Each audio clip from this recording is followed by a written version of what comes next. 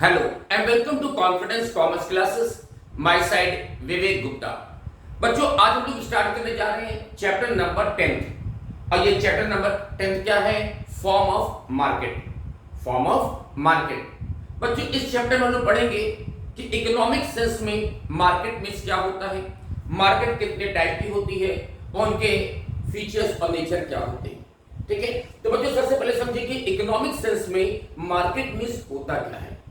तो बच्चों यहां पर मार्केट का मतलब किसी पर्टिकुलर प्लेस से या किसी पर्टिकुलर शॉप से या सुपरमार्केट से नहीं होता, बल्कि जब हम इकोनॉमिक्स में बोलते हैं मार्केट, तो बच्चों यहां मार्केट का मतलब होल ऑफ रीजन से होता है। यानी वो पूरा एक क्षेत्र, कंप्लीट पूरा एरिया जहां पर बायर और सेलर आपस में एक दूसरे से मीट आउट करते हैं और सेल और परचेस करने का काम करते हैं, तो उसे बोलेंगे यहां पर मार्केट। तो जब भी बच्चों इकोनॉमिक सेंस में मार्केट बोलते हैं तो यहां मार्केट का मतलब किसी पर्टिकुलर प्लेस से या किसी सुपरमार्केट से या बिग बाजार से नहीं है, बल्कि मार्केट का मतलब ऐसा कोई भी एरिया, ऐसा कोई भी रीजन जहां पर सेलर और बायर आपस में एक दूसरे से मीट आउट करते हैं और गुड्स और सर्विसेज का सेल परचेस करते हैं। तो देखो बच्चों, मैंने इसकी एक मीनिंग आपको दिया है कि व्हाट इज मार्केट। कि in economics market does not refers to the any physical place, particular shop और supermarket। कि इकोनॉमिक सेंस में मार्केट का मतलब किसी फिजिकल प्लेस से या पर्टिकुलर शॉप से या सुपरमार्केट से नहीं होता। जैसे बच्चे हम लोग कहते हैं ना चौक मार्केट, सिविलाइज्ड मार्केट, तो ये इकोनॉमिक सेंस में ये कोई मार्केट नहीं है। तो मार्केट में एक्चुअली क्या होता है, तो in economics market refers to the whole of regions. Market का मतलब एक पूरे कंप्लीट पूरे एरिया से है, पूरा कंप्लीट एरिया से है, where the buyer and sellers are in contact with each other. जहां पर सेलर और बायर आपस में एक दूसरे से मिलते हैं, कांटेक्ट करते हैं to effect purchase and sale of a commodity. क्यों? क्योंकि हमें प्रोडक्ट और सर्विसेज का सेल परचेज करना है।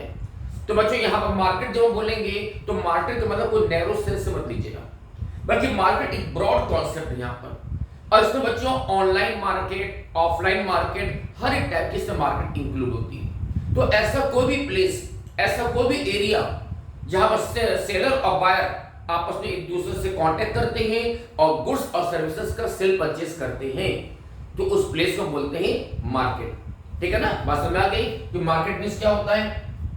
तो देखो बच्चों, इकोनॉमिक सेंस में मार्केट को हम लोग चार टाइप में डिवाइड करते हैं, यानी मार्केट चार टाइप की होती है, सब बोलते हैं फॉर्म ऑफ मार्केट। तो बच्चों यहां मार्केट को हम लोग चार टाइप से स्टडी करेंगे।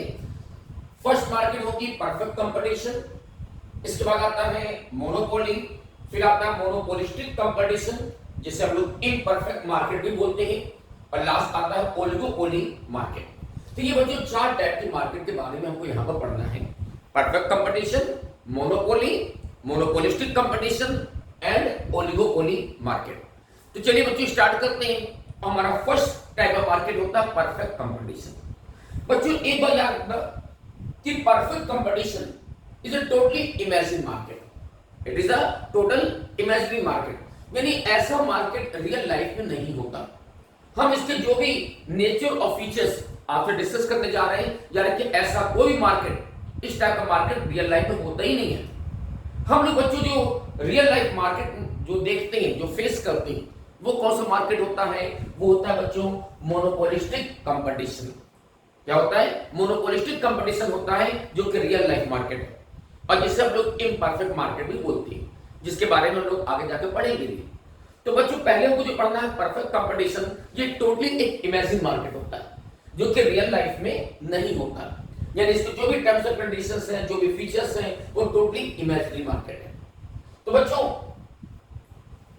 परफेक्ट कंपटीशन में हम लोग एक ऐसे मार्केट को यहां पर इमेजिन करेंगे जिसमें किसी प्रोडक्ट के लार्ज नंबर ऑफ सेलर्स और लार्ज नंबर ऑफ बायर्स होते हैं। यानी ये एक ऐसा मार्केट होता है जिसमें सेलर और बायर बहुत ज्यादा होते हैं, यानी हम कह सकते हैं वो इनफाइनाइट होते हैं। ऐसे मार्केट में सेलर के पास बायर की कोई कमी नहीं होती, तो बायर के पास सेलर की भी कोई कमी नहीं होती। तो अनगिनत इनफाइनाइट बायर्स होते हैं और इनफाइनाइट सेलर्स होते हैं। और जिसकी वजह से बच्चों यहां पर ऐसे मार्केट में सेल और परचेज करने के लिए जबरदस्त कंपटीशन चलता है, जबरदस्त फाइटिंग होती है, क्योंकि यहाँ पर सेलर भी बहुत से हैं और बायर भी बहुत से होते हैं। और जिसकी वजह से बच्चों ऐसे मार्केट में कोई भी इंडिविजुअल सेलर या कोई भी इंडिविजुअल बायर मार्केट प्राइस को इफेक्ट नहीं कर पाता है। यानी आप अपने आप में कितनी बड़ी फर्म क्यों ना हो या अपने आप में कितनी बड़ी बायर क्यों ना हो, आप अपने इंडिविजुअल एफर्ट से मार्केट प्राइस को चेंज नहीं कर सकते। तो ऐसे मार्केट में बच्चों प्राइस फिक्स कौन करता है? एक क्वेश्चन बनता है कि ऐसे मार्केट में प्राइस फिक्स कौन करेगा? तो बच्चों इस टाइप के मार्केट में प्राइस फिक्स करता है इंडस्ट्री। कौन करता है? इंडस्ट्री। इंडस्ट्री यहां पर प्राइस फिक्स करती है। And what's the meaning of industry? Industry means क्या होता है? तो बच्चों इंडस्ट्री बोलते हैं ग्रुप ऑफ फर्म्स को। Industry means group of firms producing the same type of product. यानी एक जैसा प्रोडक्ट बनाने वाली कई फर्मों के कॉम्बिनेशन को, ग्रुप को बच्चों लोग यहां पर इंडस्ट्री बोलेंगे। जैसे मानिए मार्केट में एक फर्म आपकी है जो शुगर का प्रोडक्शन करती है, एक फर्म हमारी भी है जो शुगर प्रोडक्शन करती है, एक फर्म किसी और की है वो भी शुगर प्रोडक्शन करती है। तो हम बोलेंगे बच्चों मार्केट में 3 फर्में हैं जो शुगर प्रोडक्शन करती है। लेकिन अगर हम इन तीनों फर्मों को कंबाइन रूप से बोले तो क्या बोलेंगे कि हम तीनों फर्में शुगर इंडस्ट्री में लगी हुई हैं।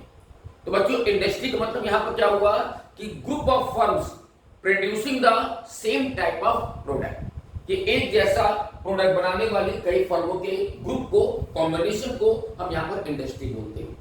तो क्योंकि बच्चों परफेक्ट कंपटीशन में सेलर और बायर बहुत से होते हैं, तो ऐसे मार्केट में प्राइस फिक्स करती है इंडस्ट्री। और इंडस्ट्री जो प्राइस फिक्स करती है उसी प्राइस पर सारी फर्में अपने प्रोडक्ट को बेचने के लिए यहां पर बाउंड होती है। कोई भी फर्म उससे ज्यादा या कम पर माल को नहीं बेच पाती है। यानी ऐसे मार्केट में जो प्राइस होता है प्रोडक्ट का वो बिल्कुल कांस्टेंट रहता है, फिक्स रहता है। अब कोई भी फर्म उससे ज्यादा या कम पर माल को नहीं बेच सकती है। इसके अलावा बच्चों हम इस मार्केट में ये बात भी एज्यूम करते हैं कि जितने भी सेलर होते हैं वो सारे seller same type of product produce और सेल करते हैं। यानी उनके जो प्रोडक्ट होते हैं बच्चों वो होमोजीनियस होते हैं। होमोजीनियस का मतलब क्या हुआ कि वो सेम टाइप के प्रोडक्ट बनाते और सेल करते। उनके प्रोडक्ट की क्वालिटी में, कलर में, डिजाइन में कोई डिफरेंसेस नहीं होता है। तो इस टाइप के मार्केट को बच्चों बोलेंगे परफेक्ट कंपटीशन। हम फिर से कहेंगे बच्चों कि perfect competition totally imagine market है। यानी अगर आप मुझसे कोई इसका एग्जांपल पूछें तो बच्चों इसका मेरे पास कोई एग्जांपल नहीं है, क्योंकि ऐसा मार्केट रियल लाइफ में होता ही नहीं है। ठीक है ना? तो देखो बच्चों परफेक्ट कंपटीशन की मैंने एक मीनिंग आपको दिया है कि perfect competition means it refers to the market situation where there are a large number of buyers and sellers. ये एक ऐसा मार्केट होता है जिसमें सेलर और बायर बहुत से होते हैं, लार्ज नंबर ऑफ सेलर और बायर होते हैं, dealing in a homogeneous product, जो कि सेम टाइप ऑफ प्रोडक्ट। बच्चों होमोजेनियस मतलब क्या हुआ? Same type of product deal करते हैं, यानी उनके प्रोडक्ट की क्वालिटी, कलर, डिजाइन सबको बिल्कुल सेम जैसी होती है। At the price fixed by the market, और जहां प्राइस जो है मार्केट के द्वारा फिक्स किया जाता है। मार्केट यानी इंडस्ट्री, मार्केट यानी इंडस्ट्री के द्वारा यहां प्राइस फिक्स किया जाता है। That is the product which are offered in the market are identical in each aspect. यानी यहां पर जो भी प्रोडक्ट डील किया जा रहा है उन प्रोडक्ट की quality, colour, design, weight, everythings are same. Product में कहीं कोई डिफरेंसेस नहीं होते। तो सारे सेलर सेम टाइप के प्रोडक्ट बनाते हैं और सेल कर रहे हैं। ठीक है? तो बच्चों ऐसे मार्केट को हम लोग बोलेंगे परफेक्ट कंपटीशन। ठीक है? तो देखो हमने इसके कुछ और भी फीचर्स आपको दिए कि परफेक्ट कंपटीशन समझने के लिए ये कुछ इसके नेचर और फीचर्स हैं। तो फर्स्ट फीचर मैंने आपको दिया कि large number of sellers and buyers, ये तो मैंने आपको बता दिया कि ऐसे मार्केट में सेलर और बायर बहुत ज्यादा होते हैं।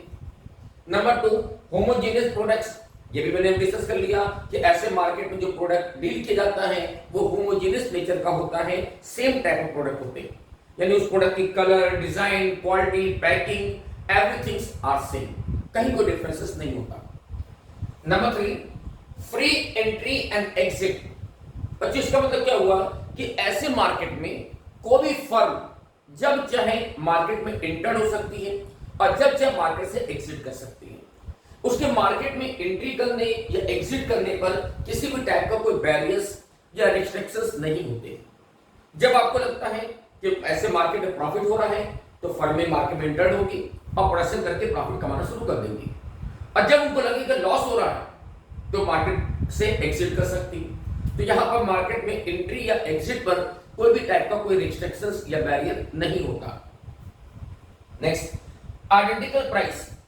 बच्चों ये मैंने अभी आपसे बताया कि आइडेंटिकल प्राइस का मतलब क्या हुआ कि ऐसे मार्केट में जो सेलर और बायर बहुत ज्यादा होते हैं तो कोई भी इंडिविजुअल सेलर या इंडिविजुअल बायर मार्केट प्राइस को चेंज नहीं कर पाता। तो ऐसे मार्केट में प्राइस जो है वो इंडस्ट्री द्वारा फिक्स किया जाता है और सारी फर्में उस प्राइस को एक्सेप्ट करती हैं, उसी प्राइस पर अपने प्रोडक्ट को बेचती हैं। यानी पूरे मार्केट में प्रोडक्ट का जो प्राइस होता है ना वो कांस्टेंट रहता है, फिक्स रहता है। यहां पर प्राइस हमेशा फिक्स चलता है। So that is identical price. Next, perfect knowledge. कि बच्चों हम ये मानते हैं कि ऐसे मार्केट में जो बायर होते हैं उन्हें प्रोडक्ट की क्वालिटी के बारे में, प्रोडक्ट के प्राइसेस के बारे में पूरा परफेक्ट नॉलेज होता है। उन्हें अच्छी तरह पता होता है कि प्रोडक्ट कहां मिलेगा और किस रेट पर, किस प्राइस पर मिलेगा। तो हम कोई भी सेलर बायर से ज्यादा प्राइस चार्ज नहीं कर पाता है। तो यहाँ पर बायर को जो है प्रोडक्ट की क्वालिटी के बारे में, प्रोडक्ट के प्राइसेस के बारे में पूरा कंप्लीट नॉलेज, परफेक्ट नॉलेज होता है। नेक्स्ट, नो पब्लिसिटी और एडवर्टाइजमेंट। कि बच्चों ऐसे मार्केट में हमें पब्लिसिटी या एडवर्टाइजमेंट कराने की जरूरत नहीं होती। बच्चों एक बात सोचो कि हम लोग एडवर्टाइजमेंट या पब्लिसिटी क्यों कराते हैं? अपनी सेल को इंक्रीज करने के लिए, अपनी सेल को बढ़ाने के लिए। बट सोचिए ऐसे मार्केट में जहां पर बायर अनलिमिटेड है, अनलिमिटेड बायर है बच्चों, यानी बहुत से बायर हैं और प्रोडक्ट की क्वालिटी भी सेम है, प्राइस भी सेम है, तो फिर सोचिए ऐसे मार्केट में एडवर्टाइजमेंट कराने से कोई बेनिफिट नहीं होता। तो किसी भी फर्म को अपने प्रोडक्ट को एडवर्टाइज करने की जरूरत ही नहीं होती, क्योंकि बात तो बहुत ज्यादा है मार्केट में, अब प्रोडक्ट का प्राइस भी सेम है, क्वालिटी भी सेम है। तो ऐसे मार्केट में हमें एडवर्टाइजमेंट या पब्लिसिटी कराने की जरूरत नहीं होती है। एंड लास्ट पॉइंट में दिया कि firm is only a price taker. ये जो फर्में होती हैं बच्चों ऐसे मार्केट में केवल प्राइस टेकर होती हैं। बच्चों प्राइस टेकर का मतलब क्या हुआ कि यहां पर प्राइसेस फर्में तय नहीं करती, बल्कि प्राइस कौन तय करता है? इंडस्ट्री करती है, यानी मार्केट तय करता है। और मार्केट में जो प्राइस फिक्स कर दिया गया, सारी फर्में उसी रेट पर, उसी प्राइस पर अपने प्रोडक्ट को बेचेंगी। तो यहाँ पर जो फर्में होती हैं वो प्राइस टेकर केवल होती हैं, प्राइस मेकर नहीं होती। ठीक है, तो ये तो बच्चों हमारे main features for the perfect competition. Okay, अब इस टॉपिक का लास्ट एक पॉइंट और डिस्कस करें तो ये परफेक्ट कंपटीशन हमारा आज कंप्लीट हो गया। अब वो टॉपिक क्या है? डिमांड कर्व का, कि ऐसे मार्केट में डिमांड कर्व का मूवमेंट कैसे होता है। तो देखो बच्चों, इसको हम रफ कर देते हैं और समझते हैं कि परफेक्ट कंपटीशन में डिमांड कर्व का नेचर कैसा होता है। तो देखो बच्चों, परफेक्ट कंपटीशन में क्योंकि प्राइसेस जो है इंडस्ट्री फिक्स करती है और सारी फर्में उसी प्राइस में अपने प्रोडक्ट को बेचती हैं, तो यानी ऐसे मार्केट में जो प्राइस है वो हमेशा कांस्टेंट रहता है। वो अभी हमने देखा भी था कि मार्केट में जो प्राइस होता है वो आइडेंटिकल होता है, यानी सेम प्राइस पर सारी फर्में अपने प्रोडक्ट को बेचती हैं। यहाँ पर अपने सेल बढ़ाने के लिए हमें प्राइस घटाने की जरूरत नहीं है, बल्कि सेम प्राइस पर सारी फर्में प्रोडक्ट को बेच रही होती हैं। तो बच्चों यहाँ पर जो डिमांड होती है वो परफेक्टली इलास्टिक डिमांड होती है। जैसे हम लोग ने स्टार्टिंग चैप्टर में पढ़ा था ना कि परफेक्टली इलास्टिक डिमांड क्या होता है? जब प्राइस हमारा कांस्टेंट हो और सेम प्राइस पर डिमांड कभी ज्यादा और कभी कम हो जाती है, तो उस सिचुएशन को बोलते हैं परफेक्टली इलास्टिक। तो क्योंकि बच्चों यहाँ पर प्राइस हमारा कांस्टेंट है, प्राइस बिल्कुल सेम है, प्राइस में कोई चेंजेस नहीं होता, और सेम प्राइस पर हमारी जो डिमांड है वो कभी ज्यादा हो जाती है और कभी कम हो जाती है, कभी डिमांड बढ़ रही है, कभी डिमांड घट रही है। मानिए डिमांड पहले थी Q0, फिर डिमांड बढ़कर हो गई Q1 और फिर डिमांड घट भी गई Q2 हो गई, लेकिन प्राइस यहाँ पर कांस्टेंट है। तो इस मार्केट में जो हमारी डिमांड होगी वो परफेक्टली इलास्टिक होगी। इसको इस तरह से समझ सकते हो बच्चों कि ऐसे मार्केट में अगर कोई फर्म थोड़ा सा प्राइस रिड्यूस कर दे तो उसकी डिमांड एक का एक बहुत ज्यादा बढ़ जाएगी, बहुत ज्यादा बढ़ जाएगी। और इन अपोजिट अगर कोई फर्म अपने प्राइस को थोड़ा सा इंक्रीज कर दे तो उसकी डिमांड घट के जीरो हो जाएगी। इतना इफेक्ट पड़ता है यहाँ प्राइस का। और इसलिए मैंने कहा कि ऐसे मार्केट में प्राइस ऑलमोस्ट बिल्कुल कांस्टेंट रहता है, ठीक है। तो ये परफेक्टली इलास्टिक डिमांड का एग्जांपल है। और इसलिए ऐसे मार्केट में जो डिमांड कर्व होती है ना बच्चों, वो ऑलवेज हॉरिजॉन्टल फॉर्म में एक्स एक्सिस के पैरेलल चलती है। ये नीचे मेरा एक्स एक्सिस है ना, तो जो डिमांड कर्व होगी वो एक्स एक्सिस के पैरेलल हॉरिजॉन्टल फॉर्म में रहती है। और ऐसा क्यों? क्योंकि मेरा प्राइस कांस्टेंट है और डिमांड कंटिन्यू इंक्रीज और डिक्रीज कर रही है, ठीक है। तो ये बच्चों demand curve in the perfect competition.